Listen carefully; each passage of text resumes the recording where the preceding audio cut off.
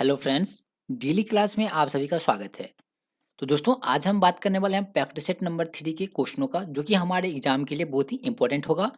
और ये जो प्रैक्टिस सेट है वो रहेगा यूनिक की बुक से प्रैक्टिस सेट नंबर 3। तो आज हम प्रैक्टिस सेट 3 का जो है रिवीजन करेंगे। तो आज देखना है कि आप कितने क्वेश्चनों का आंसर जो है अभी तक कंप्लीट कर लिया है प्रैक्टिस सेट 3 से। अगर आप हमारे यूट्यूब चैनल पे नए हैं तो हमारे यूट्यूब चैनल डेली क्लास को सब्सक्राइब करना बिल्कुल भी मत भूलिएगा। और दोस्तों आज 11 बजे हमारा मॉक टेस्ट था, तो अगर आप उसे अटेंड नहीं किया है तो उसका लिंक जो आपको नीचे डिस्क्रिप्शन बॉक्स में मिल जाएगा। तो वहाँ से आप जो है इस सेशन के बाद मॉक टेस्ट को अटेम्प्ट कर सकते हैं, जिसमें हम लोगों ने कुल 40 क्वेश्चनों का प्रैक्टिस किया था। दोस्तों चलते हैं अब आज के इस लाइव टेस्ट के प्रैक्टिस सेट के क्वेश्चनों की तरफ और देखते हैं कि आज का हमारा फर्स्ट क्वेश्चन जो है क्या है। Good afternoon to all. Good afternoon दोस्तों, सभी को गुड आफ्टरनून। तो दोस्तों आज का जो हमारा फर्स्ट क्वेश्चन है वो आपको डिस्प्ले पे दिख रहा होगा कि क्वेश्चन क्या है। हमारा फर्स्ट क्वेश्चन है कि सेल्सियस स्केल पर मानव शरीर का सामान्य तापमान होगा। तो दोस्तों पिछले 4 दिनों से लगातार ये क्वेश्चन आ रहा है कि सेल्सियस स्केल पर और फारेनहाइट के स्केल पर मानव शरीर का तापमान कितना होता है। तो देखिए इस क्वेश्चन में आपको बताना है कि सेल्सियस स्केल पर, तो बताइए सेल्सियस स्केल पर मानव शरीर का जो तापमान होता है वो दोस्तों कितना होता है। जल्दी से कमेंट कीजिए इसका आंसर क्या होगा। प्रैक्टिस सेट नंबर 3 का जो फर्स्ट का आंसर होगा दोस्तों ये क्या हो जाएगा। तो कितना होता है 36.9 डिग्री सेल्सियस। तो सेल्सियस स्केल पर कितना होता है 36.9 डिग्री सेल्सियस। अब देखिए दूसरा नंबर क्वेश्चन क्या है। सौर मंडल का सबसे बड़ा ग्रह कौन सा है। क्वेश्चन क्या दोस्तों, सौर मंडल का। अब आप बताइए सौर मंडल का सबसे बड़ा ग्रह जो है वो कौन सा है। तो कौन सा है, बृहस्पति। बृहस्पति ग्रह जो है वो सौर मंडल का सबसे बड़ा ग्रह है। बहुत ही अच्छा आंसर था आप लोगों का। इसका आंसर हो जाएगा सी जो है इसका सही आंसर होगा। अब देखिए 3 नंबर क्वेश्चन। हवा में जिस गैस की मात्रा सबसे अधिक है वह कौन सी गैस है। तो दोस्तों क्वेश्चन क्या है, हवा में जिस गैस की मात्रा सबसे अधिक है वह कौन सी गैस है। तो दोस्तों वह कौन सी गैस है, हवा में किस गैस की मात्रा सबसे अधिक रहती है। तो दोस्तों इसका आंसर क्या हो जाएगा, हवा में किस गैस की मात्रा सबसे अधिक होती है। तो जैसे कि मैं आपको बता दूं कि ट्रोपोस्फियर में जो है ट्रोपोस्फियर के हवा में 78% जो क्या होता है नाइट्रोजन रहता है। क्या रहता है, 78% नाइट्रोजन रहता है और 20% ऑक्सीजन रहता है। ऑक्सीजन कितना रहता है 20%, नाइट्रोजन कितना रहता है 78%। तो दोस्तों क्वेश्चन है कि हवा में जिस गैस की मात्रा सबसे अधिक होती है वह कौन सी है, तो नाइट्रोजन। नाइट्रोजन गैस की मात्रा जो ट्रोपोस्फियर में बहुत ज्यादा होता है। तो आपको कंफ्यूजन नहीं होना चाहिए कि यहाँ पे ऑक्सीजन आंसर क्यों नहीं होगा, नाइट्रोजन ही क्यों होगा। तो दोस्तों देखिए ट्रोपोस्फियर में जो गैस की मात्रा है वो सबसे अधिक किसकी रहती है, तो नाइट्रोजन की। किसकी, नाइट्रोजन की। और ऑक्सीजन जो मात्र 20% रहता है। कितना रहता है 20%। और दोस्तों 9% जो है वो रहता है आर्गन और 0.03% रहता है कार्बन डाइऑक्साइड। कौन सा कितना रहता है 0.03% क्या रहता है, कार्बन डाइऑक्साइड रहता है। और सबसे ज्यादा कौन सा रहता है, नाइट्रोजन। तो इसका आंसर होगा डी। अब देखिए नेक्स्ट क्वेश्चन है 4 नंबर। स्त्रियों की तुलना में पुरुष अधिक वर्णांधता से पीड़ित हो सकता है, क्यों। तो दोस्तों ऐसा क्यों होता है। तो दोस्तों ऐसा इसलिए होता है क्योंकि उनमें केवल एक एक्स क्रोमोसोम पाया जाता है। क्या होता है कि स्त्रियों की तुलना में पुरुष अधिक वर्णांधता से पीड़ित हो सकता है क्योंकि पुरुषों में केवल एक एक्स क्रोमोसोम होता है। तो इसका सही आंसर क्या होगा, सी जो है इसका सही आंसर होगा। चलिए देखते हैं नेक्स्ट क्वेश्चन। और दोस्तों जितने भी लोग हैं जल्दी से अपने फ्रेंड को इन्वाइट कीजिए ताकि वो भी इस प्रैक्टिस सेशन से जुड़ सके। चलिए दोस्तों इस क्वेश्चन को देखते हैं क्या है। 5 नंबर क्वेश्चन। क्वेश्चन है कि पृथ्वी पर मरुभूमि होने की संभावना अधिक रहती है कहाँ पे। क्वेश्चन क्या है कि पृथ्वी पर मरुभूमि होने की संभावना जो है सबसे अधिक दोस्तों कहाँ पर आती है। तो सबसे अधिक कहाँ पर आती है, तो 23 डिग्री अक्षांश के पास। कहाँ पर, 23 डिग्री अक्षांश के पास। तो इसका आंसर हो जाएगा बी जो है इसका सही आंसर होगा। बी क्या होगा इसका सही आंसर होगा। अब देखिए नेक्स्ट क्वेश्चन क्या है 6 नंबर। पृथ्वी की सतह से ओजोन परत की ऊंचाई कितनी है। अब आपको बताना है कि पृथ्वी की सतह से ओजोन परत की जो ऊंचाई है वो दोस्तों कितनी है। तो इसकी जो ऊंचाई है वो है पृथ्वी से 40 से 50 किलोमीटर ऊपर। कितनी है, 40 से 50 किलोमीटर ऊपर है ओजोन परत की ऊंचाई। तो इसका सही आंसर हो जाएगा बी। तो दोस्तों बी जो है इसका सही आंसर होगा। अब देखिए नेक्स्ट क्वेश्चन क्या है। क्वेश्चन है 7 नंबर, इसे मिनिमाइज करते हैं थोड़ा। देखिए क्वेश्चन है कि ठंड के दिनों में लोहे के गुटके और लकड़ी के गुटके को प्रातः काल में छुए तो लोहे का गुटका ठंडा लगता है, ऐसा क्यों। अब बताइए ठंडी के दिनों में लोहे का गुटका जो है वो ठंडा क्यों पड़ जाता है। तो दोस्तों इसके क्या कारण है, तो लोहे के टुकड़ा जो है वो क्या होता है ठंडा पड़ जाता है। तो इसके क्या कारण है, तो दोस्तों इसके जो कारण है वो क्या है, तो लकड़ी की तुलना में लोहा ऊष्मा का क्या होता है, अच्छा चालक होता है। क्या होता है, अच्छा चालक होता है। तो इसका आंसर क्या हो जाएगा बी। ठंड के दिनों में लोहे के गुटके और लकड़ी के गुटके प्रातः काल में छुए तो लोहे का गुटका ठंड लगता है क्योंकि लकड़ी की तुलना में लोहा ऊष्मा का अच्छा चालक होता है। तो इसका सही आंसर हो जाएगा बी जो है इसका सही आंसर होगा। अब देखिए 8 नंबर क्वेश्चन क्या है, किसी परमाणु नाभिक के आइसोटोप वह नाभिक है जिसमें क्या होता है। तो दोस्तों किसी परमाणु नाभिक के आइसोटोप में क्या होता है, तो दोस्तों क्या होता है, तो इसमें प्रोटॉनों की संख्या वही होती है परंतु न्यूट्रॉनों की संख्या जो भिन्न होती है। देखिए किसी परमाणु के नाभिक का आइसोटोप वह नाभिक है जिसमें प्रोटॉनों की संख्या सेम रहता है परंतु न्यूट्रॉनों की संख्या जो है वो अलग रहती है। प्रोटॉन की संख्या सेम रहती है और न्यूट्रॉन की संख्या अलग रहती है। तो इसका सही आंसर हो जाएगा बी। बी जो है इसका सही आंसर होगा। अब चलते हैं नेक्स्ट क्वेश्चन की तरफ। तो दोस्तों देखिए 9 नंबर क्वेश्चन क्या है। क्वेश्चन बहुत ही इजी है कि मच्छर भगाने वाली दवाओं में सक्रिय रसायन कौन सा है। अब आपको बताना है कि मच्छर भगाने के लिए सबसे सक्रिय केमिकल कौन सा है। तो दोस्तों सबसे सक्रिय केमिकल जो है वो कौन सा है, तो वो है एलेथीन। कौन सा है, एलेथीन। तो इसका सही आंसर हो जाएगा ए। मच्छर भगाने की दवाओं में सक्रिय रसायन है एलेथीन। तो दोस्तों ये बहुत ही इंपॉर्टेंट क्वेश्चन है आपके एग्जाम के टॉप ऑफ व्यू से, तो इसे आप थोड़ा भी मिस मत कीजिएगा। इसका आंसर हो जाएगा एलेथीन। अब देखिए 10 नंबर क्वेश्चन क्या है। पृथ्वी की सतह का वह भाग जो पानी से ढका हुआ है लगभग। अब बताइए पृथ्वी की सतह का वह भाग जो पानी से ढका हुआ है, तो कितना भाग ढका हुआ है। तो दोस्तों कितना भाग ढका हुआ है पानी से, तो 2/3 भाग। कितना, 2/3 भाग जो है पानी से ढका हुआ है। तो पृथ्वी की सतह का 2/3 भाग जो है पानी से ढका हुआ है। तो इसका सही आंसर क्या हो जाएगा, सी। सी जो है दोस्तों इसका सही आंसर होगा। अब देखिए यहाँ पे जो बात कर रहे हैं हम पृथ्वी का, तो पृथ्वी के लगभग 70% भाग पर जो है जल है। ठीक है, 70% भाग पर जो है जल है, जबकि 30% भाग पर जो है स्थल है। ठीक है, 70% भाग पर क्या है, जल है, राइट, और 30% भाग पर जो क्या है, स्थल है। ठीक, तो क्वेश्चन था हमारा कि पृथ्वी की सतह का वह भाग जो पानी से ढका हुआ है लगभग 2/3 भाग। कितना, 2/3 भाग। तो दोस्तों इसका आंसर होगा सी। अब देखिए नेक्स्ट क्वेश्चन क्या है। जिस तारामंडल के तारे ध्रुव तारे की ओर संकेत करते हैं वह कौन सा है। तो जिस तारामंडल के तारे ध्रुव तारे की ओर संकेत करता है वह कौन सा है, तो दोस्तों वो कौन सा है, तो वृष तारा। कौन सा, वृष तारा। इसका सही आंसर होगा डी। डी जो है दोस्तों इसका सही आंसर होगा। तो अगर आपने अभी तक इस सेशन को लाइक नहीं किया तो प्लीज इस सेशन को लाइक करके तो दोस्तों के साथ जरूर शेयर कीजिएगा। अब देखिए 12 नंबर क्वेश्चन क्या है। क्वेश्चन है हमारा कि भारी जल वह होता है। अब आपको बताना कि भारी जल जो है क्या होता है। तो दोस्तों भारी जल जो है वो क्या होता है, जैसे कि मैं आपको बता दूं कि भारी जल जिसका तापमान 4 डिग्री सी पर स्थित रखा जाता है।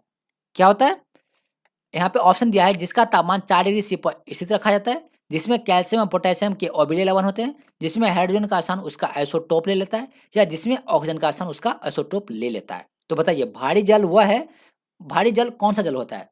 तो दोस्तों भारी जल जो है वो कौन सा जल होता है, तो जिसमें हाइड्रोजन का स्थान उसका आइसोटोप ले लेता है, उसे उसमें वो क्या होता है, भारी जल होता है। क्या होता है, भारी जल होता है। तो इसका सही आंसर क्या हो जाएगा, सी। सी जो है दोस्तों इसका सही आंसर होगा। अब देखिए 13 नंबर कि पृथ्वी पर घने वन का फैलाव जो है वो किस क्षेत्र में है। तो पृथ्वी पर घने वन का अधिकतर जो है फैलाव किस क्षेत्र में है। तो दोस्तों कहाँ पे, तो भूमध्य रेखा के पास। कहाँ पर, भूमध्य रेखा के पास। तो पृथ्वी पर घने वन का अधिकतर भाग जो कहाँ पर है, भूमध्य रेखा के पास। इसका ऑप्शन हो जाएगा ए। ये जो दोस्तों इसका सही आंसर होगा। अब देखिए क्वेश्चन है 14 नंबर, पटना का स्थानीय समय क्या है। अब आपको बताना है कि हमारा जो राज्य है बिहार, तो उसकी राजधानी कहाँ है, पटना। बिहार की राजधानी कहाँ है, पटना। तो आपको बताना है कि पटना का स्थानीय समय जो क्या है। तो पटना का स्थानीय समय है भारतीय मानक समय से आगे। ठीक है, भारतीय मानक समय से आगे है। तो पटना का समय जो है वो भारतीय मानक समय से आगे है। अब बात करते हैं 15 नंबर क्वेश्चन का, परमाणु नाभिक के अवयव हैं। तो दोस्तों 15 नंबर क्वेश्चन है कि परमाणु नाभिक के अवयव कौन से हैं। तो दोस्तों इसका आंसर क्या होगा, कौन से हैं, तो प्रोटॉन और न्यूट्रॉन। प्रोटॉन और न्यूट्रॉन जो है वो परमाणु नाभिक के अवयव हैं। तो इसका सही ऑप्शन होगा सी। सी जो है इसका सही आंसर होगा। चलिए बात करते हैं 16 नंबर क्वेश्चन का। क्वेश्चन क्या है कि 20 वर्ष की आयु पर मानव शरीर में हड्डियों की संख्या होती है लगभग। अब आपको बताना है कि 20 वर्ष की आयु पर मानव शरीर में हड्डियों की संख्या जो है कितनी होती है। तो दोस्तों कितनी होती है, तो 200 हड्डियां होती है। कितनी होती है, 200 हड्डियां होती है। तो 20 वर्ष की आयु पर मानव शरीर में हड्डियों की संख्या होती है लगभग 200। कितना होता है, 200। तो इसका सही आंसर हो जाएगा बी। बी जो है इसका सही आंसर होगा। अब देखिए 17 नंबर क्वेश्चन क्या है।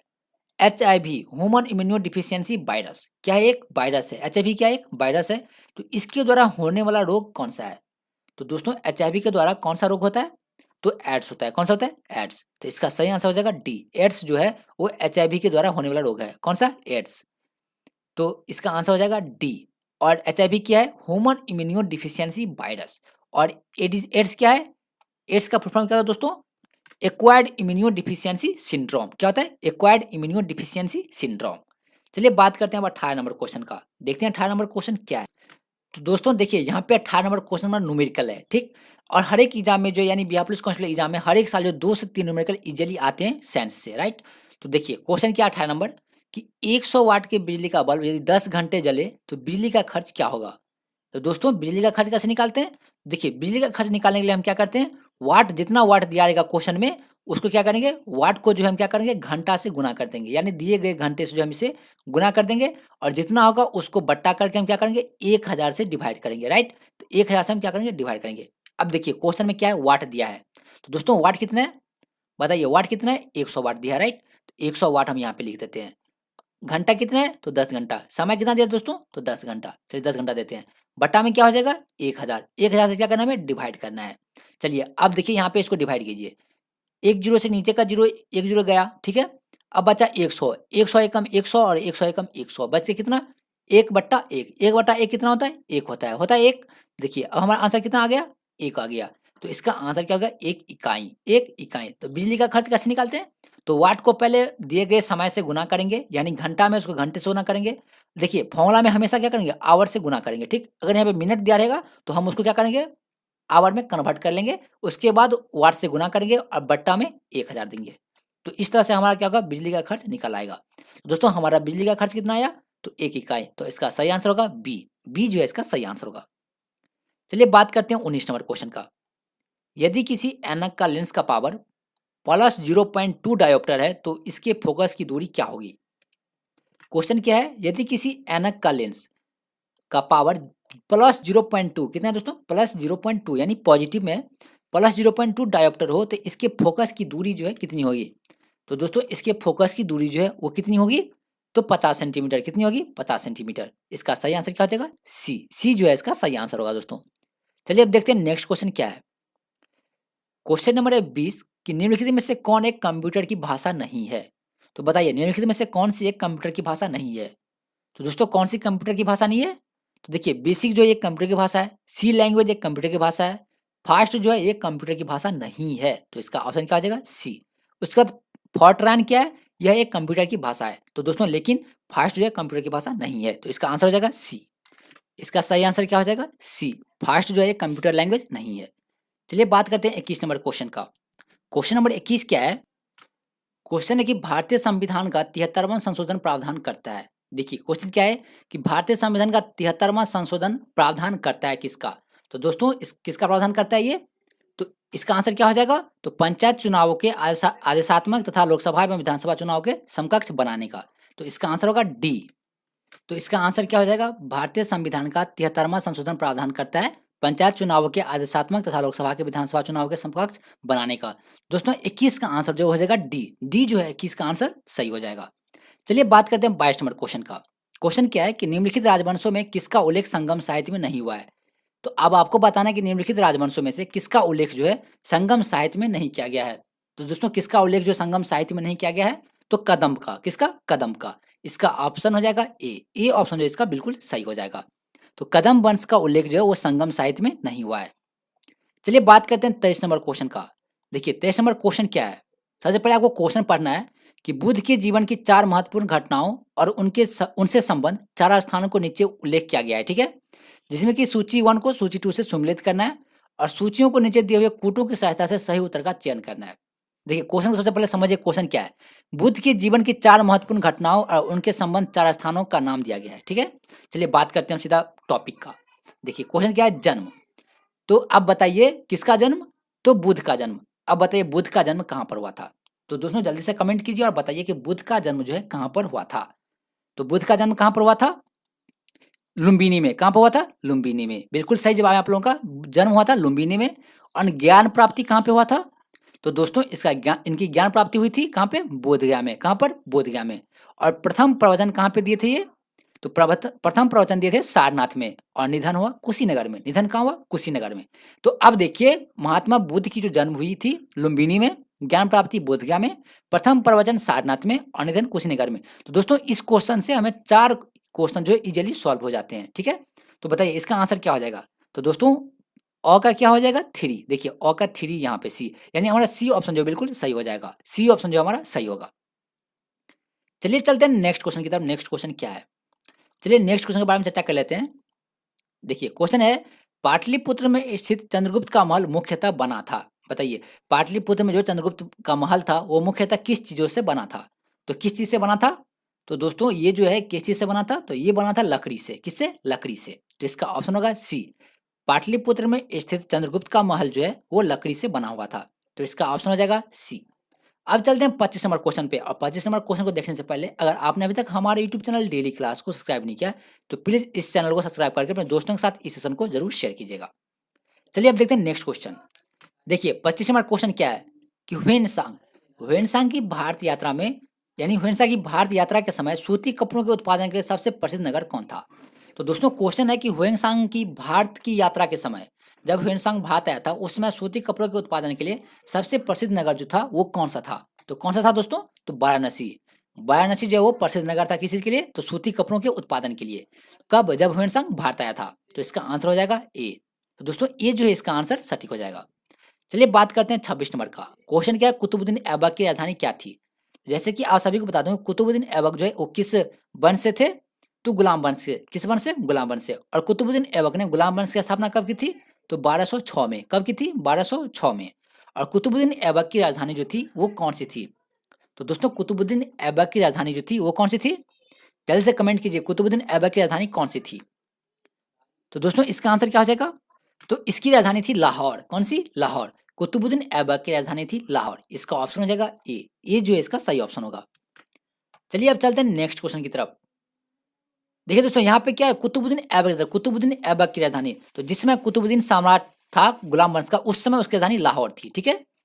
चलिए बात करते हैं 27 नंबर की।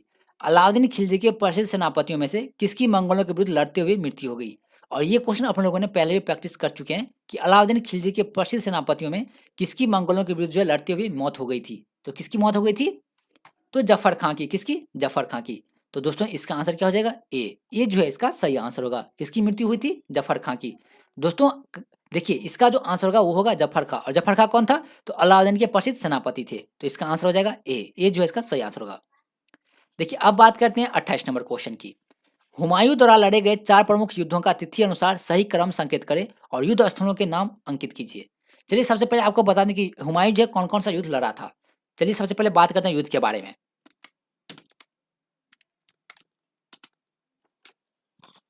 देखिए 34 नंबर क्वेश्चन है कि निम्नलिखित में कौन आत्मीय सभा के संस्थापक थे? अब आपको बताना है कि निम्नलिखित में से कौन आत्मीय सभा के संस्थापक थे। तो दोस्तों कौन थे आत्मीय सभा के संस्थापक? तो राजा राम मोहन राय। कौन थे? राजा राम मोहन राय। तो ये आंसर जो है इसका सटीक हो जाएगा। और दोस्तों अगर आपने अभी तक इस सेशन को लाइक नहीं किया तो प्लीज इस सेशन को लाइक करके अपने दोस्तों के साथ जरूर शेयर कीजिए ताकि वो भी इस सेशन से जुड़ पाए। और देखिए दोस्तों 5 नंबर क्वेश्चन क्या है, ब्रह्म समाज की स्थापना हुई थी किस वर्ष? देखिए बहुत ही इंपॉर्टेंट क्वेश्चन है। अपने लोग इससे पहले पढ़ते थे कि ब्रह्म समाज की स्थापना किसने की थी। ठीक। अब आपको बताना है कि ब्रह्म समाज की स्थापना जो है वो कब हुआ था। तो ब्रह्म समाज की स्थापना जो कब हुआ था? तो 20 अगस्त 1828 को। कब हुआ था? 20 अगस्त 1828 को। और इसके संस्थापक कौन थे? तो राजा राम मोहन राय। कौन थे? राजा राम मोहन राय। तो ब्रह्म समाज की स्थापना हुई थी कब?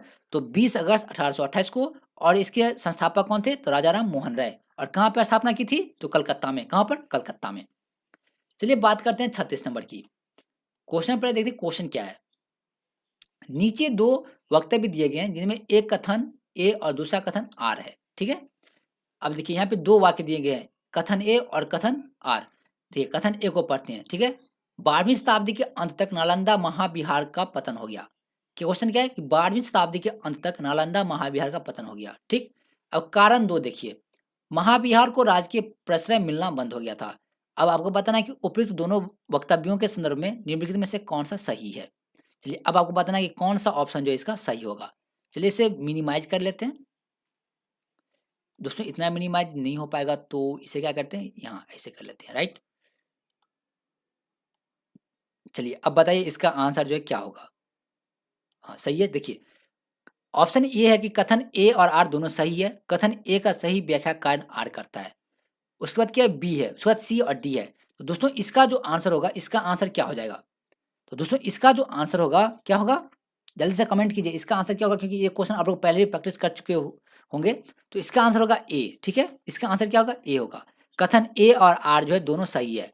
सही मतलब 12वीं शताब्दी के अंत तक नालंदा महाविहार का पतन हो गया था और महाविहार को राजकीय प्रश्रय मिलना बंद हो गया था। तो इसका सही आंसर होगा ए। और कथन ए का सही व्याख्या कारण आर करता है। इसका व्याख्या जो कारण आर करता है, यानी इसके पतन होने के क्या कारण थे कि महाविहार को राजकीय प्रश्रय मिलना बंद हो गया था। राइट। चलिए अब चलते हैं नेक्स्ट क्वेश्चन की तरफ। क्वेश्चन नंबर 37 है, कवि वान निवासी था। कवि वान कहाँ का निवासी था? दोस्तों ये कहाँ के निवासी थे? तो ये थानेश्वर के निवासी थे। कहाँ के? थानेश्वर के। अब बात करते हैं 38 नंबर का। क्वेश्चन नंबर है 38 और क्वेश्चन क्या है? पटना को प्रांतीय राजधानी बनाया था। अब बताइए पटना को प्रांतीय राजधानी किसने बनाया था? तो दोस्तों किसने बनाया था? तो शेरशाह ने। किसने? शेरशाह ने। शेरशाह ने पटना को प्रांतीय राजधानी बनाया था। बात करते हैं 39 नंबर क्वेश्चन की कि 17वीं शताब्दी में बिहार में सोने की खानें कहाँ कहाँ स्थित थी। तो 17वीं शताब्दी में बिहार में सोने की खान जो है वो कहाँ कहाँ अवस्थित थी? तो पटना में। कहाँ पर? पटना में अवस्थित थी। तो इसका ऑप्शन हो जाएगा बी। क्या होगा इसका सही ऑप्शन? बी। बी जो है इसका सही ऑप्शन होगा। अब देखिए 40 नंबर क्वेश्चन कि बिहार में गौ हत्या रोकने के लिए गोरक्षिणी सभाओं की स्थापना किस वर्ष में हुई? क्वेश्चन क्या कि बिहार में गौ हत्या रोकने के लिए गोरक्षिणी सभाओं की स्थापना किस वर्ष में हुई थी? तो दोस्तों किस वर्ष में हुई थी? तो इसकी स्थापना जो 1882 में हुई थी। कब हुई थी? 1882 में। चलिए बात करते हैं नेक्स्ट क्वेश्चन 40 नंबर की। क्वेश्चन है किस वर्ष उड़ीसा बिहार से अलग हुआ था? देखिए बहुत ही इंपोर्टेंट क्वेश्चन है कि बिहार से उड़ीसा जो है कब अलग हुआ था। आप सभी को पता है कि 1936 में अलग हुआ था। कब हुआ था? 1936 में। तो बिहार से उड़ीसा जो है 1936 में अलग हुआ था। अब चलते हैं नेक्स्ट क्वेश्चन 42 नंबर पे। देखिए क्वेश्चन क्या है 42 नंबर कि पृथ्वी को सूर्य की परिक्रमा करने में लगते हैं लगभग। अब आपको बताना है कि पृथ्वी को सूर्य की परिक्रमा करने में कितना समय लगता है। तो दोस्तों कितना समय लगता है? तो इसको जो है कितना समय लग जाता है? जल्दी से कमेंट कीजिए इसका आंसर जो क्या हो जाएगा। तो दोस्तों 42 का आंसर क्या हो जाएगा? तो 365.25 दिन। कितना लगता है? 365.25 दिन। तो इसका सही आंसर क्या हो जाएगा? बी। बी जो है इसका सही आंसर होगा। पृथ्वी को सूर्य की परिक्रमा करने में कितना समय लगता है? तो 365.25 दिन, यानी ये जो है क्या है? 25 क्या है दोस्तों? 25 दिन, एक दिन का 25वां भाग। तो इसका जो सटीक आंसर होगा वो क्या हो जाएगा? 366। ठीक है, 366। देखिए इस ऑप्शन में 366 नहीं दिया गया है, तो इसका आंसर क्या हो जाएगा? 365.25। क्या होगा? 365.25। तो इसका आंसर हो जाएगा बी। क्या होगा इसका आंसर? बी हो जाएगा। अब देखिए 43 नंबर क्वेश्चन, सौर मंडल का सर्वाधिक गर्म ग्रह कौन सा है? बहुत ही इजी क्वेश्चन है आप लोगों के लिए। जल्दी से कमेंट कीजिए कि सौर मंडल का सर्वाधिक गर्म ग्रह कौन सा है। जल्दी से कमेंट कीजिए और बताइए इसका आंसर क्या होगा। तो दोस्तों सौर मंडल का सर्वाधिक गर्म ग्रह है शुक्र। कौन सा है? शुक्र। शुक्र जो है इसका सही आंसर होगा। बात करते हैं 44 नंबर क्वेश्चन का कि विश्व की सर्वाधिक लंबी पर्वत श्रृंखला कौन सी है? तो दोस्तों विश्व की कौन सी? तो विश्व की सर्वाधिक पर्वत श्रृंखला, सबसे लंबी पर्वत श्रृंखला जो कौन सी है? तो कौन सी है? तो एंडीज। एंडीज पर्वत श्रृंखला जो है विश्व की सर्वाधिक लंबी पर्वत श्रृंखला है। अब बात करते हैं 45 नंबर क्वेश्चन की, विश्व का बृहत्तम डेल्टा निर्मित करता है कौन? अब देखिए किन दो नदियों द्वारा विश्व का बृहत्तम डेल्टा जो है निर्मित होता है? तो किसके द्वारा निर्मित होता है?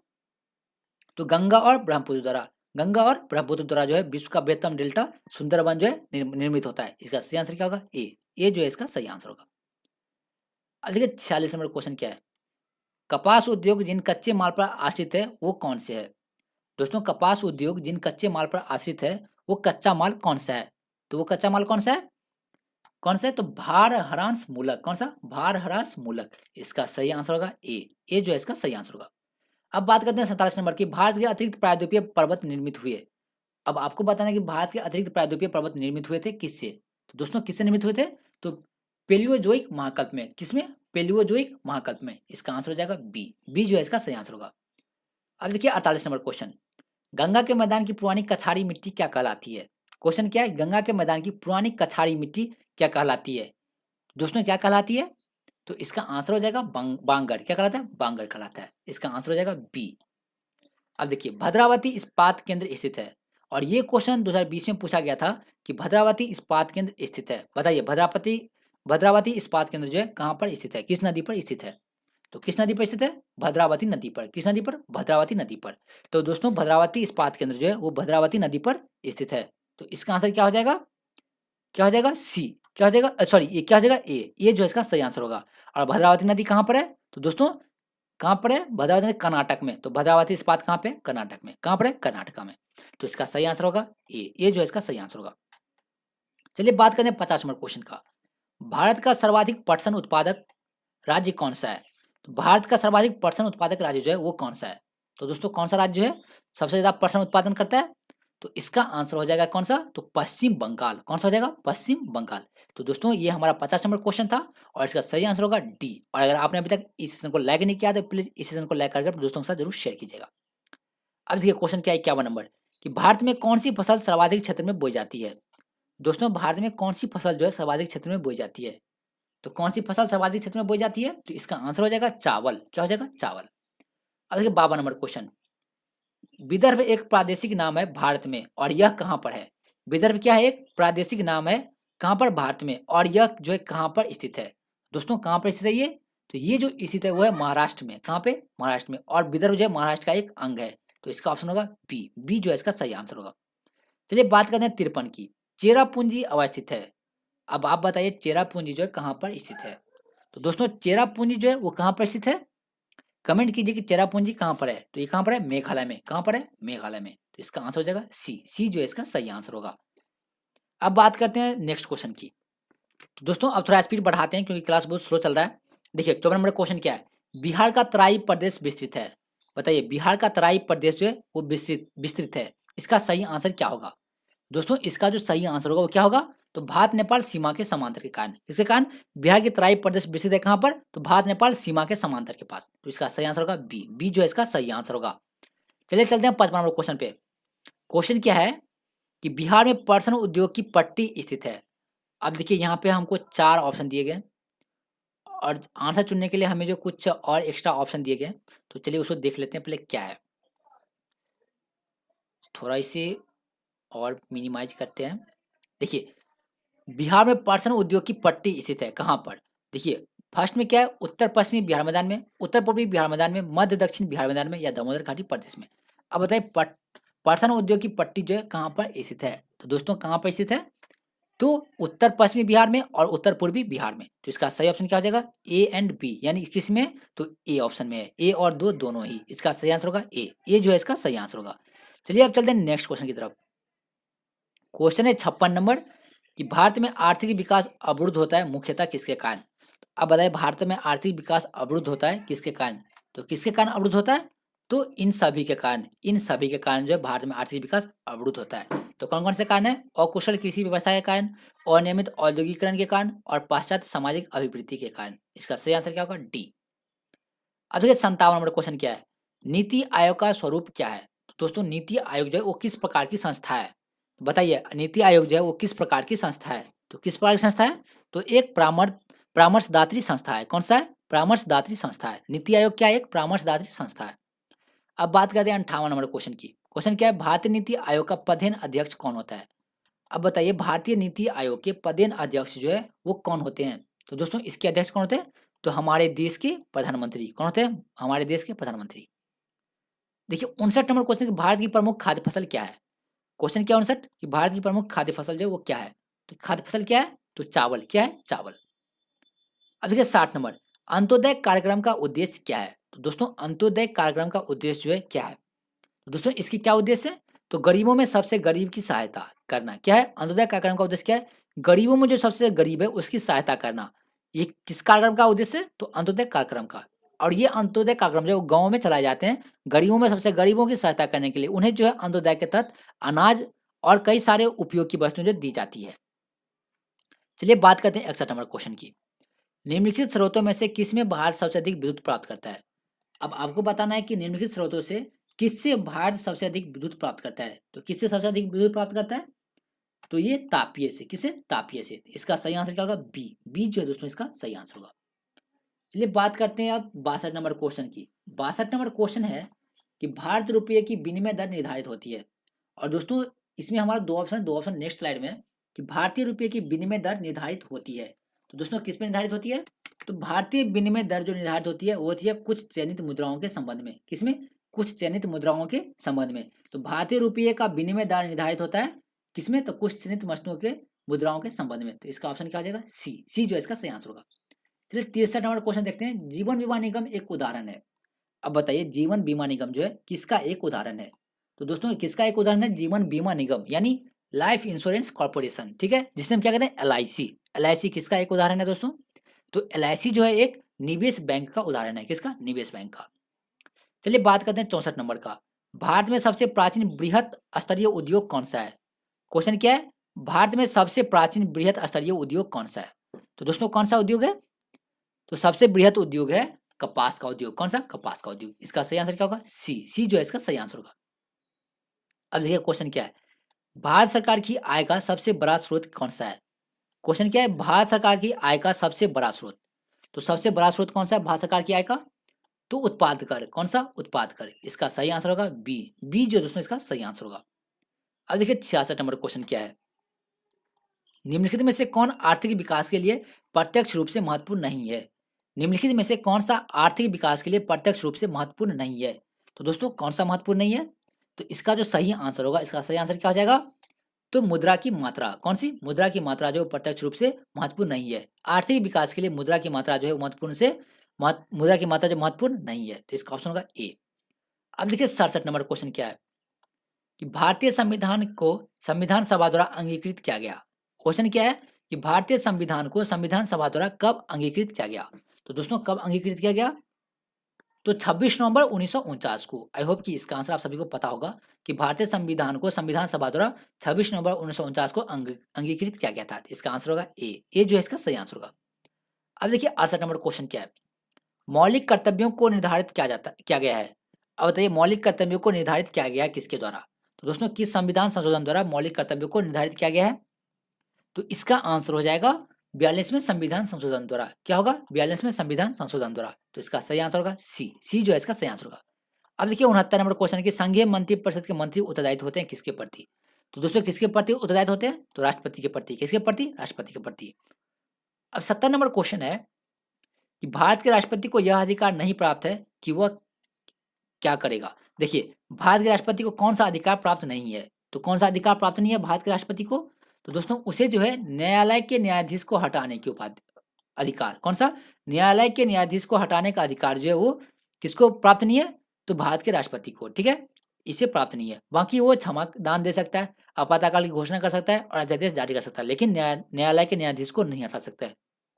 इसका सही आंसर होगा बी जो है इसका सही आंसर होगा। चलिए अब बात करते हैं नेक्स्ट क्वेश्चन की तरफ। अब हमारा क्वेश्चन जो है हिंदी स्टार्ट होगा। ठीक है, तो आपको हिंदी में अच्छे से आंसर देना है कि उसका सही आंसर क्या होगा।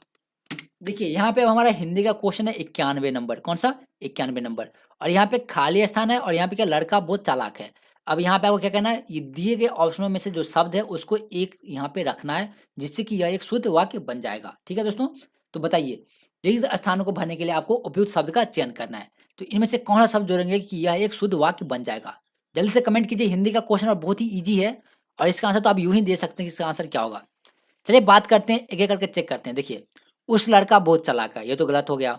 ठीक है, ये ऑप्शन गलत हो गया। देखिए आप लड़का बहुत चालाक है, ये भी गलत हो गया। वह लड़का बहुत चालाक है, हमारा सी ऑप्शन जो बिल्कुल सही हो जाएगा। बिल्कुल सही आंसर था आप लोगों का। आप लोगों का आंसर था सी जो कि बिल्कुल सही है। इसका सही आंसर होगा सी। चलिए बात करते हैं 92 नंबर क्वेश्चन की। देखिए इस क्वेश्चन में क्या करें, नीचे दिए गए वाक्यों में रेखांकित खंड को प्रतिस्थापित करने के लिए सबसे उपयुक्त विकल्प का चयन करें। अब देखिए रेखांकित वाक्यों को प्रतिस्थापित करने के लिए सबसे उपयुक्त विकल्प का चयन करना है। देखिए रेखांकित वाक्य क्या है? मुझे अभी अपना गृह कार्य पूरे करने हैं। क्या है? पूरा करने हैं, नहीं तो गुरुजी से डांट पड़ेगी। क्वेश्चन क्या है कि मुझे अभी अपना गृह कार्य पूरा करने हैं, नहीं तो गुरुजी से डांट मिलेगी। अब देखिए ये जो रेखांकित वाक्य है ना, इसमें ना गलत दिया गया कुछ। ठीक है, उसे आपको सही चुनना है। ठीक है, देखिए इसका जो है सही क्या होगा, यहाँ पे ऑप्शन दिया गया है, तो बताइए इसका सही ऑप्शन क्या होगा। देखिए मुझे अभी अपना गृह कार्य पूरा करना है। ठीक है, यानी तो पूरा करना है, यानी तो पूरे करने हैं। पूरे करने तो होगा नहीं। देखिए यहाँ पे क्या होगा, पूरा करना है। देखिए पूरा करना है किसमें?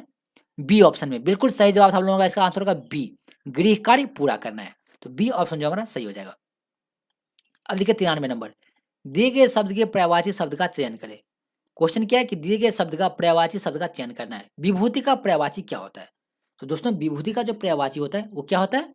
तो ऐश्वर्य। क्या होता है? ऐश्वर्य होता है। विभूति का पर्यायवाची होता है ऐश्वर्य। इसका सही आंसर होगा डी जो है दोस्तों इसका सही आंसर होगा।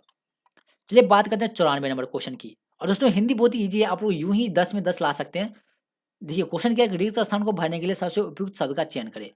अब जो है इसमें इस खाली स्थान में आपको उपयुक्त शब्द का चयन करना है जिससे कि यह एक शुद्ध वाक्य बन जाएगा। तो बताइए जल्दी से इसका आंसर क्या होगा? बिल्कुल सही आंसर करें आप लोग। इसका आंसर क्या होगा? अंग का अर्थ है हिस्सा, या अंग का वचन है हिस्सा, अंग का विलोम है हिस्सा, या अंग का लिंग है हिस्सा। तो दोस्तों इसका आंसर क्या होगा? तो इसका आंसर हो जाएगा बी, अंग का अर्थ है हिस्सा। क्या है? अंग का अर्थ क्या होता है? हिस्सा होता है। तो इसका सही आंसर क्या होगा? बी। बी जो दोस्तों इसका सही आंसर होगा। चलिए बात करते हैं 95 नंबर की। आप क्वेश्चन देखते ही आंसर दे दीजिएगा। क्वेश्चन क्या कि रिक्त स्थान को भरने के लिए सबसे उपयुक्त शब्द का चयन करें। अब बताइए इन खाली स्थान में कौन सा शब्द आएगा जिससे कि यह एक शुद्ध वाक्य बन जाएगा। देखिए सबसे पहले बात करते हैं ए ऑप्शन की। मेज के नीचे बिल्ली बैठी है। अपना तो फर्स्ट ही ऑप्शन सही हो गया। मेज के नीचे बिल्ली बैठी है, ये एक शुद्ध वाक्य बन गया। तो हमारा सही ऑप्शन क्या हो जाएगा? ए। ये जो हमारा सही आंसर होगा दोस्तों। ये क्या होगा? हमारा सही आंसर होगा। अब देखिए 96 नंबर क्या है। दिए गए वाक्य का वह भाग ज्ञात करें जिसमें कोई त्रुटि है। समाज में रहकर शक्तिशाली लोगों से बैठ जाना ठीक नहीं होता। देखिए इसमें कहीं ना कहीं गलत है, और वो गलत क्या हुआ आपको चुनना है। बताइए। देखिए समाज में रहकर शक्तिशाली लोगों से बैठ करना ठीक नहीं होता। ठीक है, बैठ करना ठीक नहीं होता। तो देखिए इसमें क्या होगा? इसमें सही इसमें गलत कौन सा है? तो बैठ जाना क्या होगा? बैठ जाना। तो बैठ जाना क्या होगा? सही होगा इसका आंसर। लेकिन ये क्या है? गलत है। ठीक है, आंसर का ड्रॉप व्यू से ये गलत है। लेकिन हमको क्वेश्चन क्या बोल रहा है कि वह भाग ज्ञात कीजिए जो कि त्रुटि है, जिसमें त्रुटि है। त्रुटि किसमें है? बैठ जाना में। किसमें त्रुटि है? बैठ जाना में। तो दोस्तों इसका सही क्या होगा? समाज में रहकर शक्तिशाली लोगों से बैठ करना ठीक नहीं होता, बैठ करना होगा सही। ठीक है, लेकिन यहाँ पे क्या है? बैठ जाना। तो बैठ जाना क्या है? गलत है। तो इसका सही ऑप्शन होगा बी। बी जो दोस्तों इसका सही ऑप्शन होगा। अब देखिए सही वर्तनी वाले शब्द का चयन करें। अब आपको बताना है कि इन चार शब्दों में से कौन सा शब्द जो है बिल्कुल सही है, जिसमें एक भी कहीं भी मात्रा या किसी भी चीज का एरर नहीं है। तो बताइए कौन सा सही है? जल्दी से कमेंट कीजिए और बताइए कौन सा सही है। देखिए यहाँ पे क्या? अल्पायु, अल्पायु यहाँ अल्पायु है, और अल्पायु या अल्पायु। बताइए कौन सा सही है? तो दोस्तों इसमें कौन सा सही है? डी ऑप्शन सही है, जिसका उच्चारण क्या होगा? अ ल प संयुक्त, उसमें आ की मात्रा और यह में हर्षऊ की मात्रा क्या होगा? अल्पायु। क्या होगा? अल्पायु होगा। तो इसका सही ऑप्शन क्या होगा? डी। डी ऑप्शन दोस्तों इसका बिल्कुल सही होगा। अब देखिए 98 नंबर। निम्नलिखित में से उस विकल्प का चयन करें जो उल्लू बनाना मुहावरे का अर्थ व्यक्त करता है। अब बताइए अपने लोग बचपन में क्या करते थे? किसी को उल्लू बना देते थे। ठीक है, अब आप बताइए उस उल्लू बनाने मुहावरे का अर्थ जो है क्या होता है? अपने लोग बचपन में जो उल्लू बनाते थे वो क्या था? एक मुहावरा का वाक्य था। ठीक है, अब आप बताइए कि उस वाक्य का मतलब क्या होता है? तो उल्लू बनाना का मुहावरे का अर्थ क्या होता है दोस्तों? क्या होता है? उल्लू की तरह जागना। अब बताइए उल्लू बनाना मतलब उल्लू की तरह जागना तो नहीं होता है। उसके बाद क्या है? मूर्ख बनाना। उसके बाद क्या है? बड़ाई करना और रात को जागना। अब रात को कौन जागता है जी? उल्लू ही जागता है। अब आपको बताना है कि उल्लू बनाना मुहावरे का अर्थ क्या होगा? तो इसका अर्थ होगा मूर्ख बनाना। क्या होगा? मूर्ख बनाना। इसका ऑप्शन क्या हो जाएगा? बी। बी जो है इसका सही आंसर होगा। उल्लू बनाना मुहावरे का अर्थ होगा मूर्ख बनाना। अब देखिए 99 नंबर क्वेश्चन क्या है। सही वर्तनी वाले शब्दों का चयन करें। फिर देखिए आपको क्या करना है? सही उच्चारण वाले शब्दों का चयन करना है। चलिए इसको थोड़ा हम पेन को हटा लेते हैं। अब बताइए इसका सही ऑप्शन क्या होगा 99 का? दोस्तों 99 का सही आंसर क्या होगा? जन्मांध। क्या होगा? जन्मांध जो एक सही शब्द होता है जिसका उच्चारण भी यहाँ पे बिल्कुल सही सही किया गया है। देखिए यहाँ पे क्या जन्मंध है, ये तो शुद्ध नहीं हुआ। जन्मांध भी शुद्ध नहीं है, जन्मांध भी शुद्ध है। जन्मांध होता है क्या होता है? जन्मांध धा जन्मांध। जन्मांध नहीं होता, जन्मांध होता है। राइट, तो इसका ऑप्शन होगा बी। अब देखते हैं 100 नंबर क्वेश्चन क्या है। तो दोस्तों देखिए 100 नंबर क्वेश्चन क्या है।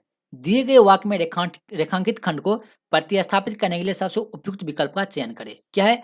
अर्जुन ने, देखिए रेखांकित ये है, अर्जुन ने धनुष से मछली की आंख पर निशाना लगाया।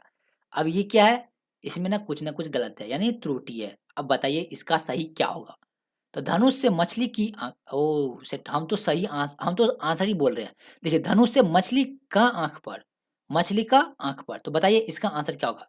सही आंसर क्या होगा? देखिए इसका होगा अर्जुन ने धनुष से मछली, मछली क्या, मछली के बाद क्या होगा? मछली की आंख पर, मछली की आंख पर। मछली क्या दोस्तों? स्त्रीलिंग है। मछली, मछली क्या है? स्त्रीलिंग है। स्त्रीलिंग के लिए क्या लगेगा? की लगेगा। ठीक है, देखिए अर्जुन ने धनुष से मछली की आंख पर निशाना लगाया। अब देखिए इसमें से कौन सा ऑप्शन सही होगा? धनुष से मछली की आंख पर, ये ऑप्शन जो हमारा सही हो जाएगा। धनुष से मछली की आंख पर क्या क्या निशाना लगाया? किसने निशाना लगाया? अर्जुन ने। तो दोस्तों आज का हमारा सेशन जो यहीं पे खत्म होता है टॉप 100 क्वेश्चनों के साथ। और अगर आपने अभी तक इस सेशन को लाइक नहीं किया तो प्लीज इस सेशन को लाइक करके अपने दोस्तों के साथ जरूर शेयर कीजिएगा। और अब जो हमारा नेक्स्ट क्लास है कब है? तो 6 बजे, शाम के 6 बजे जो हमारा नेक्स्ट क्लास है, तो उससे अटेंड करना आप लोग बिल्कुल भी मिस मत कीजिएगा। और दोस्तों सुबह में जो है 11 बजे हमारा मॉक टेस्ट था, जिसमें हम लोगों ने टॉप 40 क्वेश्चन का प्रैक्टिस किया था। अगर आपने नहीं देखा तो उसे आप जरूर देख लीजिएगा, जिसका लिंक जो आपको नीचे डिस्क्रिप्शन बॉक्स में मिल जाएगा, तो वहाँ से आप जो सेशन को देख सकते हैं। चलिए दोस्तों, मिलते हैं कब? शाम में 6 बजे, शाम में 6 बजे अपने टाइम के अनुसार।